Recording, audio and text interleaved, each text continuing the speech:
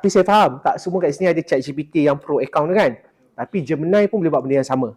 So saya akan kongsikan cara untuk guna yang Gemini tu punya. Dan sebenarnya Gemini ni lagi power. Power gila. Itu kita akan masuk dekat topik prompting.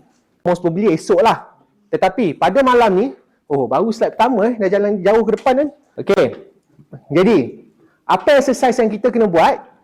Sebenarnya, yang ini, seperti yang ada dekat dalam slide, tuan-tuan dan puan-puan, kita kena come out dengan objektif dulu.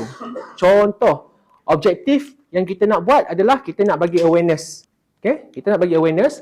Lepas tu, audience sasaran kita siapa? So, dekat sini UEC lah. UEC, boomers ke, X ke, lelaki ke, perempuan ke, duduk mana, orang bandar ke, duduk pesisir bandar ke, kawasan kampung ke. And then message utama dia, apa yang kita nak kena sampaikan. And then, you boleh isi jugalah format, kandungan dan sebagainya ni. And pelan tindakan, you masukkan kekerapan. Contoh nak buat seminggu sekali ke, sehari sekali ke.